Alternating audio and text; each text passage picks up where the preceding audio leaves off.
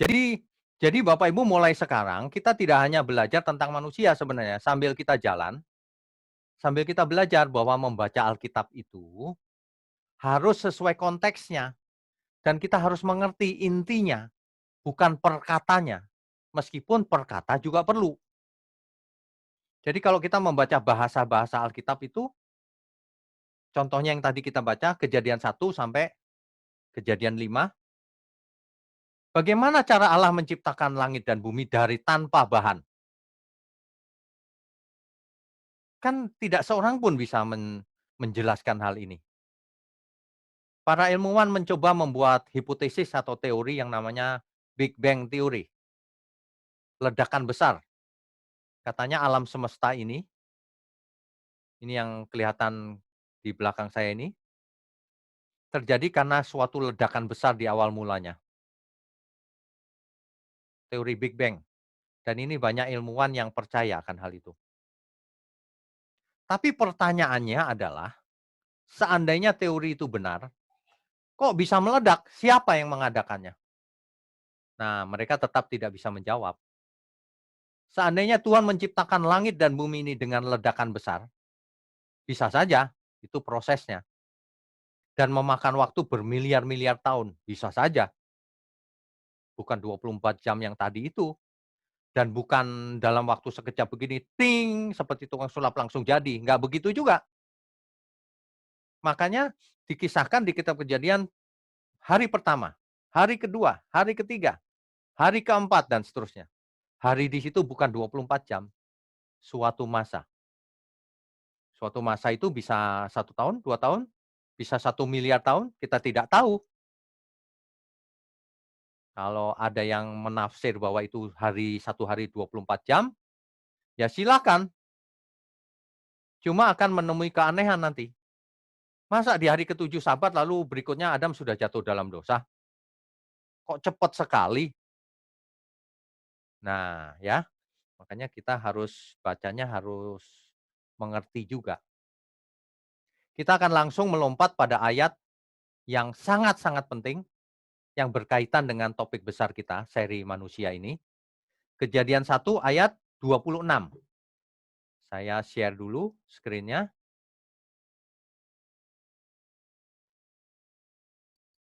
Ya. Jadi kalau kita baca Kejadian 1 ayat 26 ini, berfirmanlah Allah, ingat ya Bapak Ibu ya, kalau Allah itu terjemahan dari Elohim. Baiklah kita di situ Elohim. Elohim di sini seolah-olah jamak, menjadikan manusia menurut gambar dan rupa kita, supaya mereka berkuasa atas ikan-ikan di laut dan burung-burung di udara, dan atas ternak dan atas seluruh bumi, dan atas segala binatang melata yang merayap di bumi. Coba kalau kita perlahan-lahan mengerti ayat ini. Manusia itu dijadikan, baiklah kita menjadikan.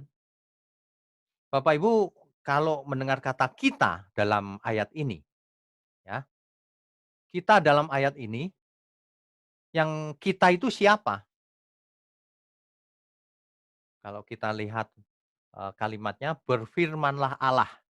Maka kita di situ adalah Allah, Elohim, jamak bentuknya. Nah, di sini ada banyak sekali interpretasi atau tafsir. Ada yang menafsirkan kita itu adalah tetap tunggal, tetapi dijamakkan. Kenapa?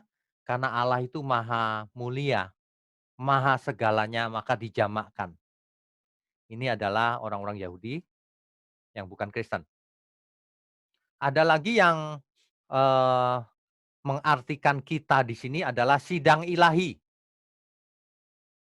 Artinya di kerajaan surga, Elohim, Allah sedang bicara terhadap para malaikat. Baiklah kita menjadikan. Tetapi malaikat tentu tidak bisa menciptakan, ya. Nah, tapi kalau orang Kristen nanti sebab orang Kristen mempunyai kitab Perjanjian Baru, maka mengartikan kita ini tentu saja Tritunggal.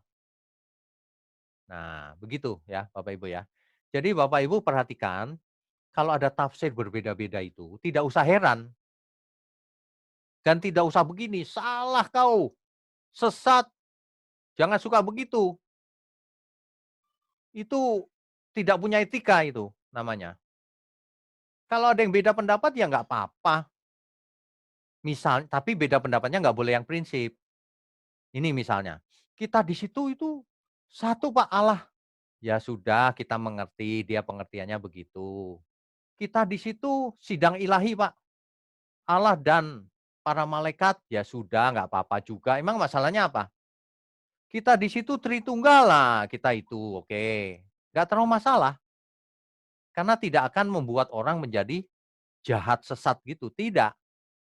Jadi biarkanlah masing-masing mempunyai interpretasi yang berbeda-beda, tetapi ada tetapinya nih, nanti dengan berjalannya waktu, kita akan tahu yang benar yang mana. Sebab nanti kalau kita sampai di ayat-ayat yang lain, ingat Alkitab itu tidak bisa salah. Alkitab itu ayat-ayatnya saling melengkapi, saling menjelaskan.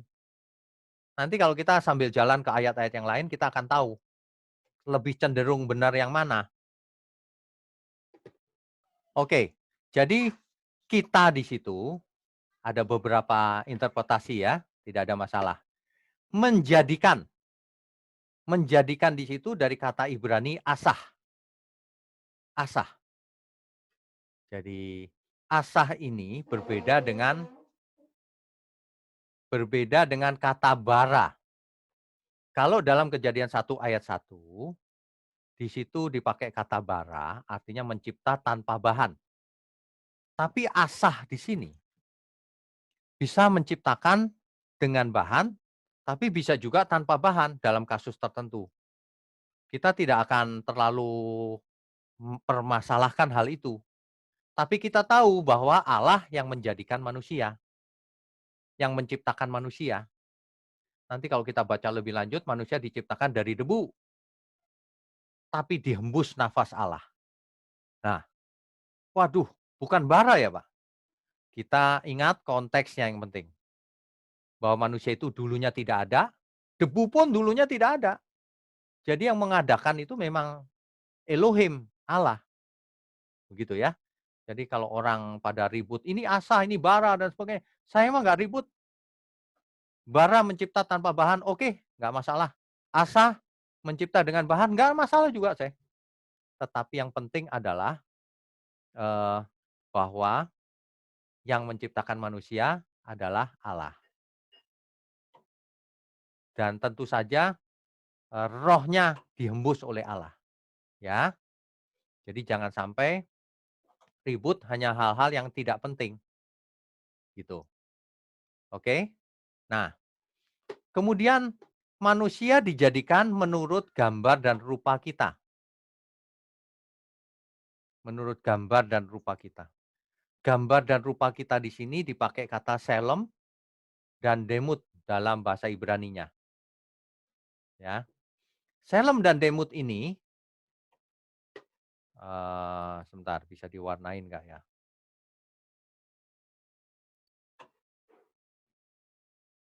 Selem dan demut ini, itu artinya ada beberapa hal lagi nih. Para teolog atau para ahli bahasa Ibrani mengartikan ini sebagai satu kesatuan, seperti kata majemuk begitu, satu kesatuan. Tetapi ada juga yang mengartikan ini sebagai dua kata yang berbeda. Mirip-mirip sih, tapi ada bedanya. Kalau kalau menurut saya itu bisa-bisa saja. Tetapi faktanya, kita ngomong fakta kebenarannya, bahwa memang Allah menciptakan manusia itu serupa dengan Allah.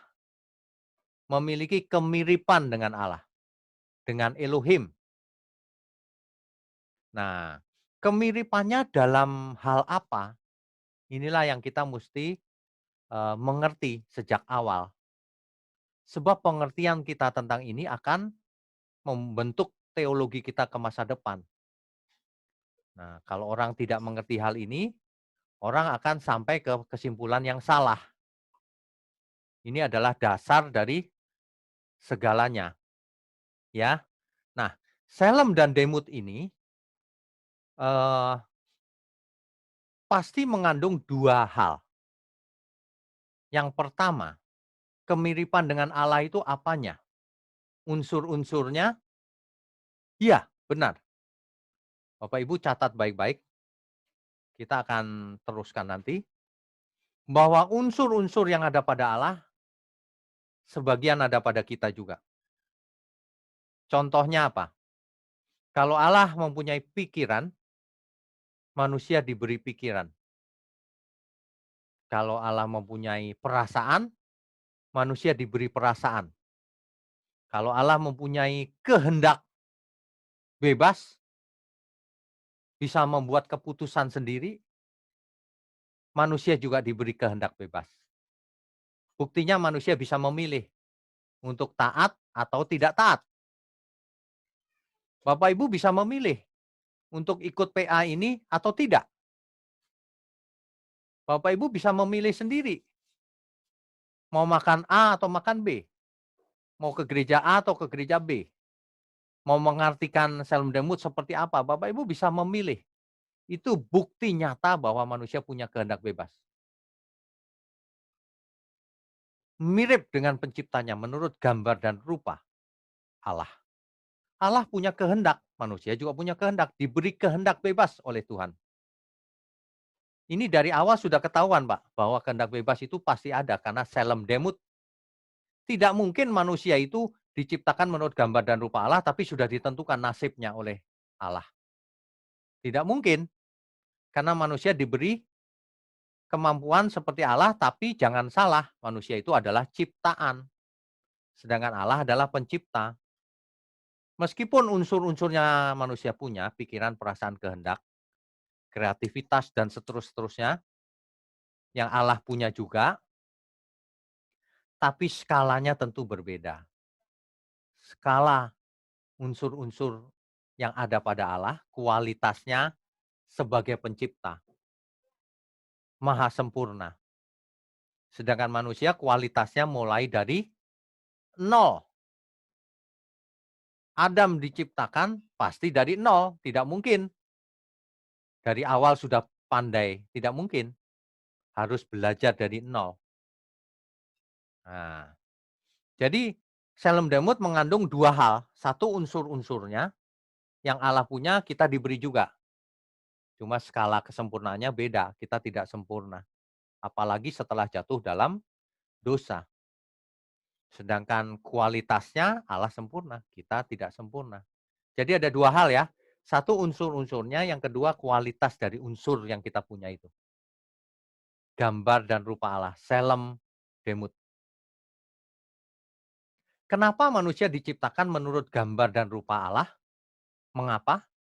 Mengapa manusia diciptakan menurut gambar dan rupa Allah? Kok mirip dengan Allah? Tujuannya apa? Nah, ini dia. Pertanyaannya jadi ke sana. Dengan ayat satu ini kita sudah mulai bisa menjawab meskipun belum lengkap.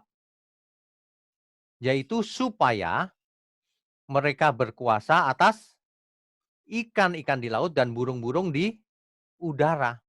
Dan atas ternak dan atas seluruh bumi dan atas segala binatang melata yang merayap di bumi. Berkuasa, dalam bahasa Ibrani-nya radah. Berkuasa, yang menguasai, yang mendominasi, yang mengatur, yang memimpin. Itulah manusia. Manusia dirancang khusus oleh Allah, menurut gambar dan rupa Allah, mirip dengan Allah. Dalam kitab Mazmur dikatakan hampir sama seperti Allah. Ya, supaya apa? Supaya manusia menjadi penguasa di bumi. Bapak Ibu, kalau mengerti manusia sebagai penguasa, memang manusia itu Tuhan yang merancang demikian sejak awalnya. manusia harus berkuasa di bumi, menguasai seluruh ciptaan yang ada di bumi. Nanti kalau Bapak Ibu kita sampai pada ayat-ayat berikutnya, sesi ketiga mungkin ya, nanti kita akan lihat bahwa supaya manusia berkuasa, manusia harus mengalahkan semua yang ada di bumi, menaklukkannya. Padahal kita tahu di Taman Eden, nanti kalau kita sudah sampai di sana, di Taman Eden ada setan yang melingkar sebagai ular di sana. Kalau manusia harus berkuasa artinya apa? Harus mengalahkan setan juga. Semua yang merintangi manusia harus dikalahkan. Itulah sebabnya manusia diciptakan menurut gambar dan rupa Allah. Gitu. Itulah Kejadian 1 ayat 26 ya. Eh, oke, kita lanjutkan. Ayat 27. Maka Allah menciptakan manusia itu menurut gambarnya. Jadi manusia diciptakan serupa menurut gambar Tuhan, gambar Allah. Menurut gambar Allah diciptakannya dia. Laki-laki dan perempuan diciptakannya mereka. Bapak Ibu kalau membayangkan Adam, Adam itu waktu diciptakan bayi atau langsung dewasa? Ada orang yang membayangkan langsung dewasa, Pak. Jadi maksudnya langsung dewasa, pikirannya seperti apa? Ini kan berandai-andai ya Bapak Ibu ya, meskipun tidak dipikir juga nggak masalah sih. Ini cuma mengasah pikiran saja. Kalau Adam diciptakan langsung dewasa, sementara tidak ada pikiran apa-apa, lucu juga ya orang dewasa kosong tapi, seperti anak-anak. Makanya ada yang berpendapat bahwa Adam diciptakan dari bayi.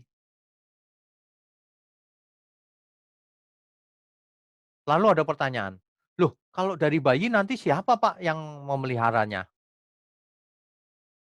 Ya itu pertanyaan sederhana kan Ibu, Bapak Ibu. Kalau manusia dari tidak ada menjadi ada aja Tuhan bisa menciptakan, apalagi cuma memelihara bayi, Adam. Ya tentu Tuhan bisa kirim malaikatnya untuk memelihara bayi sehingga besar. Oke, tetapi itu, tidak masalah sih. Kalau Bapak Ibu lebih percaya yang dewasa juga nggak apa-apa. Jadi kalau kita belajar Alkitab itu harus begitu.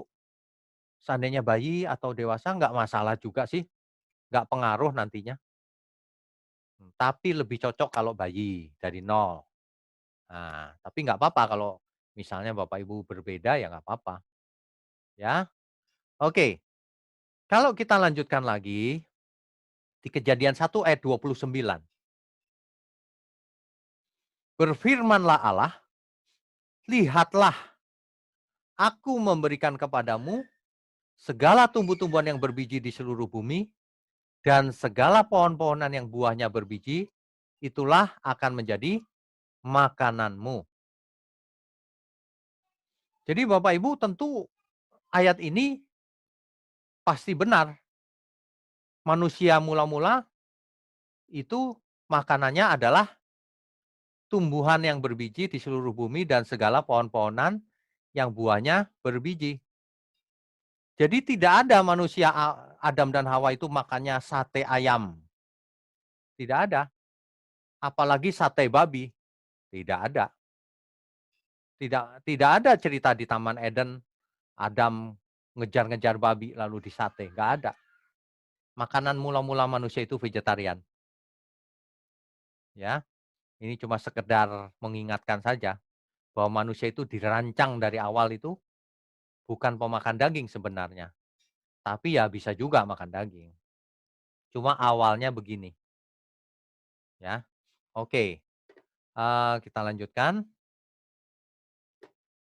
Ayat 31 itu adalah kesimpulan dari Kejadian 1. Maka Allah melihat segala yang dijadikannya itu sungguh amat baik. Jadilah petang dan jadilah pagi, itulah hari ke-6. Ingat, hari ke-6 itu bukan 6 kali 24 jam.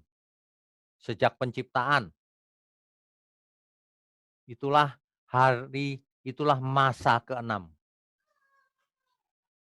Sebab nanti akan menjadi rumit ketika ada orang yang mempermasalahkan, umur bumi ini sebenarnya berapa?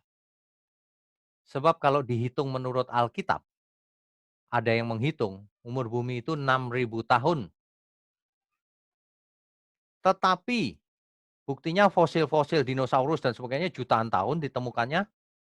Apakah Alkitab salah? Tentu tidak. Nah, itulah yang dimaksud hari-hari itu tidak jelas berapa lama. Yom itu hari ke-6 diciptakannya manusia. Jadi bukan 24 jam persis lalu manusianya jadi gitu, bukan, ya. Jadi kalau mau baca Alkitab harus begitu. Nah, kata-kata sungguh amat baik itu toh meot. Toh itu bagus, meot itu juga bagus. Indah, baik. Jadi kalau diterjemahkan, sungguh amat baik. Artinya, ini perhatikan baik-baik ayat ini. Yang menilai ciptaan Allah siapa? Allah sendiri. Dan nilainya berapa? Toh meot. Sungguh amat baik. Wahineh toh meot. Lihatlah sungguh amat baik. Ya, sungguh amat baik ini tidak ada yang lebih baik dari itu. Itu sudah yang paling baik. Nah, dengan kalimat ini artinya tidak ada lagi model lain yang lebih baik dari ciptaan mula-mula ini. Ini nanti akan berdampak pada pengertian kita di masa depan. Apakah keselamatan itu? Apakah keselamatan di dalam Tuhan Yesus itu? Apakah ada model keselamatan yang lain? Ataukah keselamatan yang Tuhan sediakan sejak awal? Sejak kejadian 1? Nah ini dia. Kalau ini sungguh amat baik, ciptaan Allah ini, maka tidak ada yang lebih baik. Akibatnya apa? Kalau Allah menciptakan lagi, ini sudah sungguh amat baik, gitu. Ya, ini adalah eh, kejadian 1, nanti dibaca lagi dari ayat 1 sampai 31. PR. Tapi yang penting-penting adalah yang berhubungan dengan seri manusia ini, yaitu eh, yang tadi, Kejadian 1 ayat 1, Kejadian 1 ayat 26 dan 27, Kejadian 1 ayat 29, makanannya bukan yang daging berlemak, bukan daging juga. Kejadian 1 ayat 31, semuanya itu sungguh amat baik. Tidak ada yang lebih baik dari ciptaan Allah ini. Jadi Allah mencipta bukan begini, ini lumayan deh, nanti lain kali kalau mencipta lagi lebih baik lagi. Tidak. Itu sebabnya nanti kalau kita sampai kepada istilah langit yang baru dan bumi yang baru, itu seperti mula-mula ini. Bukan seperti yang sekarang ini sudah jatuh dalam dosa. Kualitasnya sudah kurang bagus, sudah tidak bagus bahkan. Tapi seperti mula-mula, tidak bercacat, sungguh amat baik. Nah, itu jadi kalau baca Alkitab harus dihubungkan satu dengan yang lain. Tidak boleh satu ayat saja. Apalagi cuma ini ayat favorit nih Pak. Kalau cuma ayat favoritnya cuma satu ayat ya nggak mengerti apa-apa yang dimaksud Alkitab. Alkitab itu harus dimengerti sebagai satu rangkaian kebenaran. Bapak Ibu kalau sekolah bisa nggak belajar dari satu buku misalnya biologi atau matematika. Belajarnya cuma bab 1 tok. Ya nggak bisa bukan? Kalau mau mengerti ya yang lengkap belajarnya. Nah inilah cara-cara yang lengkap. Jadi jangan terjebak pada satu kata, tapi harus menarik benang merahnya. Sehingga mengerti dengan benar konteksnya. Kalau Bapak Ibu belajar, ingat sekali lagi nggak usah buru-buru. kita sudah belajar, kitab Kejadian ya, ingat timeline-nya, di kitab Kejadian ini, di sini penciptaan, tahunnya tidak jelas karena belum ada kalender ya. Nanti dengan berjalannya waktu, ada salib di sini sudah jelas nih, sekitar Masehi ya, di awal-awal Masehi itu, sekitar itu tahunnya. Kemudian Taurat ditulis 1400 sebelum Masehi dan seterusnya, timeline mulai ada. Tetapi yang saya mau sampaikan adalah penciptaan itu tahunnya tidak diketahui, Bapak Ibu. Jadi kalau ada orang yang menghitung umur bumi dari sini ke sini kira-kira 6.000 tahun, ini 6.000 tahun ini adalah yang dikisahkan di Alkitab. Padahal ada banyak hal yang tidak ditulis di Alkitab. Sehingga ada banyak pertanyaan di awal-awal itu. Yom tadi itu bisa juga bukan satu hari, suatu masa. Jadi ada pertanyaan-pertanyaan, ada di sana jawabannya. Nah, jadi dengan demikian maka eh, kita jangan terjebak pada teknis yang terlalu makan waktu, tapi kehilangan konteks. Fokus pada konteksnya. Manusia diciptakan mempunyai pikiran, perasaan, kehendak bebas. Sehingga apa saja yang dia putuskan dalam hidupnya merupakan pertimbangan etis dari seseorang. Artinya seseorang harus mempertanggungjawabkan apa yang dia lakukan seumur hidupnya. Harus. Kenapa? Karena punya kehendak bebas. Diciptakan menurut gambar dan rupa Allah. Yang punya kesadaran penuh. Yang tidak di-remote control oleh Tuhan. Sebab ada teologi yang mengatakan manusia itu memang nggak ngomong di remote control sih, tetapi manusia itu sudah ditentukan, yang ini selamat, yang ini enggak gitu. Seolah-olah manusia itu hanya wayang yang dimainkan saja oleh Allah. Seolah-olah manusia tidak punya kehendak bebas. Manusia seperti robot disetir, robot biologis. Ini loh. Padahal kitab Kejadian dari awal sudah memberitahu bahwa manusia diciptakan menurut gambar dan rupa Allah. Selem demut. Manusia itu kalau tidak punya kesadaran nggak bisa dimintai tanggung jawab. Nanti kalau kita baca ayatnya di Alkitab jelas. Karena setiap orang harus menghadap tahta pengadilan Kristus. Untuk mempertanggungjawabkan apa yang diperbuatnya selama ia hidup. Apakah baik atau jahat. Ayat itu begitu jelas. Kok masih bisa yang mengatakan manusia nggak punya kehendak bebas, tapi disuruh bertanggung jawab. Memangnya Tuhan tidak jujur apa? Tidak fair. Ini salah total ini. Makanya ya, kita baru belajar kitab Kejadian saja kita sudah tahu petanya. Bahwa Tuhan tidak menentukan manusia jatuh dalam dosa.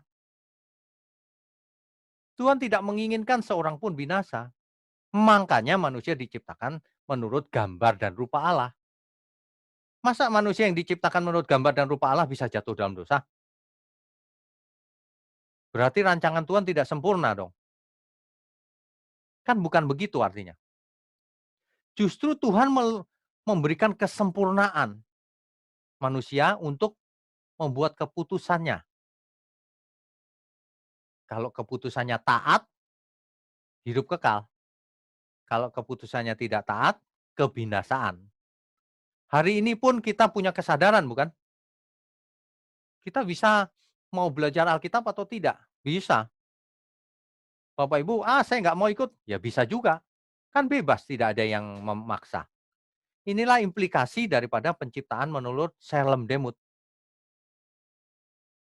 Gambar dan rupa Allah itu sangat menekankan bahwa manusia itu punya pikiran, punya perasaan, punya kehendak.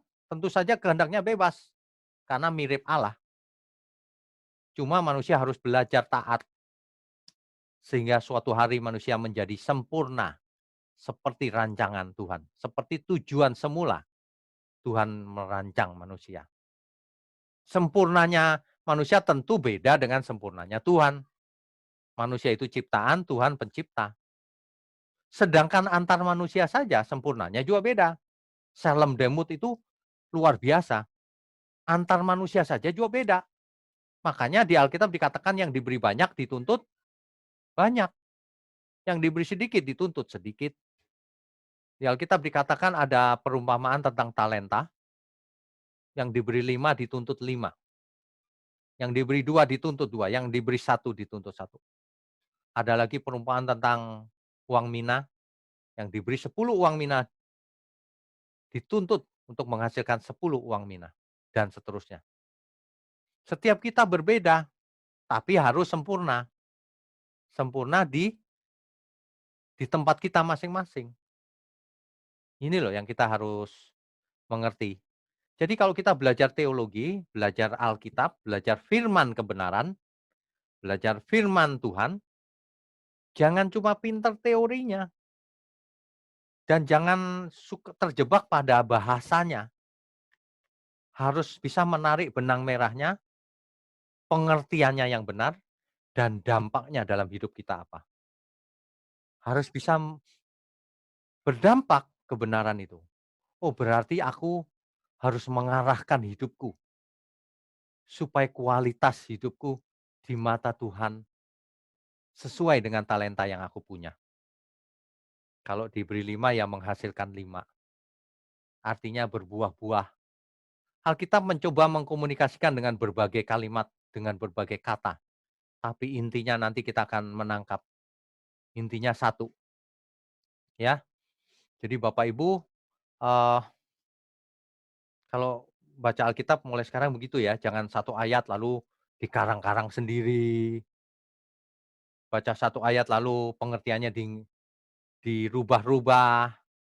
Banyak sekali yang masih begitu. Makanya tidak mendapatkan, kebenaran yang hebat. Coba kalau Bapak Ibu ditanya, siapakah manusia sebenarnya?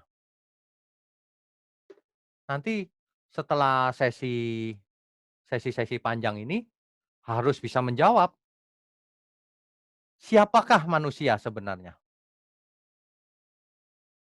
Pengertian ini penting loh. Kita baru sampai ke Kejadian 1, pasal 1 saja, baru sampai situ. Tapi kita sudah tahu bahwa manusia diciptakan menurut gambar dan rupa Allah. Mirip, ada keserupaan. Ya sebenarnya jauh sih bedanya, pencipta dan ciptaan beda. Tapi ini mau menjelaskan bahwa ada kemiripan, keserupaan. Nah kalau kita ngomong begitu, ada orang-orang tertentu yang ngomong gini, "Ah, ngajar kok mirip Allah." Nggak mirip, manusia itu ciptaan. Dia tidak mengerti apa yang dimaksud. Ini adalah Alkitab. Kita harus menangkapnya gini, memang kita tidak bisa mendekati Allah, seperti hampir sama gitu, enggak. Tapi Alkitab menekankan bahwa kita hampir sama seperti Allah. Apanya? Nah, apanya inilah yang kita mesti mengerti. Sesungguhnya manusia itu diciptakan supaya jadi anak-anak Allah loh. Cuma ya manusianya nggak taat. Nanti kita akan lihat Adam, nanti kita akan lihat mengapa Hawa jatuh dalam dosa dan seterusnya, ya. Pengertian tentang siapa manusia itu sangat penting, karena sangat mempengaruhi bagaimana seseorang hidup. Kalau seseorang berpendapat bahwa manusia ada begitu saja, evolusi misalnya, maka ia tidak tahu ada Tuhan, maka hidupnya akan tanpa tujuan, akan menyenangkan diri sendiri terus, nggak ada tujuannya. Ia tidak mengenal siapa Allahnya. Sungguh berbahaya orang yang tidak mengerti siapa dirinya, karena ia akan menggerakkan hidupnya suka-suka sendiri. Dia tidak mengenal kebenaran. Dia menggunakan pikirannya, perasaannya, kehendaknya untuk memuaskan keinginannya sendiri, untuk memuaskan dagingnya. Itulah sebabnya kita bahas panjang lebar seri manusia ini. Nanti suatu hari kita akan sampai pada gambar besarnya, ya. Pastikan Bapak Ibu ikuti terus meskipun perlahan, tapi pasti. Ingat poin-poin penting tadi, harus sudah familiar, harus sudah mengerti, ya. Oke, jadi, kalau Kejadian 1 ayat 26 dan 27 itu mengisahkan penciptaan manusia itu sangat istimewa, yaitu segambar dan serupa dengan Allah, atau dalam kata lain menurut teladan Allah, dalam bahasa lain imago Dei, gambar Allah, ya, itu sangat luar biasa. Ingat, gambar Selem dan Demut mempunyai 2 hal yang perlu kita perhatikan, ada unsur-unsurnya yang mirip dengan Allah, ada kualitasnya. 2 inilah yang membentuk manusia itu berharga. Satu, punya pikiran, perasaan, kehendak, dan seluruh yang ada, kreativitas dan seterusnya, kesadaran. Kedua, kualitasnya. Cuma soal kualitas tidak bisa otomatis. Tidak ada satu orang pun di dunia ini yang bisa, "Aku mengerti Alkitab otomatis." Nggak ada. Atau, "Aku mengerti Alkitab dalam 1 malam." Nggak ada. Kalau mau mengerti firman, harus belajar ketat, harus haus dan lapar, harus dengan takut dan gentar, belajar terus. Oleh sebab itu ya Bapak Ibu ya, mumpung ini baru sesi kedua nih kalau boleh. Seperti yang saya bilang nih, buat kertas catatan sendiri, dicatat dengan tangan, poin-poinnya. Sehari satu sesi 1 atau 2, nanti setelah 1 tahun berapa sesi itu, tebal sekali, ya. Banyak orang tidak berubah karena pengertiannya salah, apalagi kalau yang didengar salah. Waduh, nggak bisa berubah. Nanti kita akan lihat struktur struktur manusia dirancang itu seperti apa. Mengapa iman timbul dari pendengaran? Nanti ada jawabannya semuanya, kerangkanya itu, ya. Oke, sebentar, apalagi yang perlu kita ingatkan. Jadi, ini sangat menarik loh manusia ini, karena dampaknya langsung pada diri kita, ya. Nah, nanti kita akan belajar bahwa manusia itu ketika jatuh ke dalam dosa, kehilangan kemuliaan Allah. Kehilangan kemuliaan Allah ini dalam teks Yunani, dalam Roma 3 ayat 23 itu dipakai kata hustereo. Hustereo itu, kekurangan. Jadi bukan kehilangan sama sekali, lack of, kekurangan kemuliaan Allah. Jadi manusia yang jatuh dalam dosa, nanti kalau kita lihat dan terbukti di ayat-ayat berikutnya, itu manusia tidak menjadi binatang. Pikirannya tidak hilang, tidak. Masih punya pikiran, masih punya perasaan, masih punya kehendak bebas. Tapi manusia kehilangan kemuliaan Allah. Manusia tidak bisa lagi mencapai target kesucian yang Tuhan inginkan atau maksudkan, ya. Eee, Hidup ini soal kualitas, Bapak Ibu. Soal unsur-unsur tadi yang diberikan Tuhan dan kualitasnya, Selem Demut. Kualitasnya inilah yang akan berhubungan dengan keselamatan jiwa kita. Makanya orang yang haus dan lapar akan kebenaran akan dipuaskan. Yang tidak haus dan lapar tidak akan dipuaskan. Kualitas ini hanya terjadi oleh firman kebenaran. Dan tentu saja ada prosesnya dan seterusnya. Ya, belajar Alkitab itu luar biasa loh, enak. Asal membahasnya, asal kita belajarnya dengan benar. Jadi dampaknya dalam hidup kita itu nyata. Mulai sekarang aku tahu, aku dulu keturunan Adam yang diciptakan menurut Selem Demutnya Tuhan, gambar dan rupa Allah. Elohim, hampir sama seperti dia. punya pikiran, punya perasaan, punya kehendak, punya kreativitas, punya macam-macam, tapi tentu saja kualitasnya tidak seperti Allah. Kualitasnya kita harus belajar. Makanya nanti di Perjanjian Baru ada Roma 8 ayat 28, karena Allah turut bekerja dalam segala hal untuk mendatangkan kebaikan bagi orang yang mengasihinya. Artinya orang disuruh belajar dari pengalaman yang ada bersama Tuhan. Kita harus belajar terus. Belajar itu tidak hanya teori, tapi bersama Tuhan. Nanti kita akan sampai ke sana, tapi masih jauh. Hari ini kita eee, cukup ingat bahwa kita adalah gambar rupa Allah.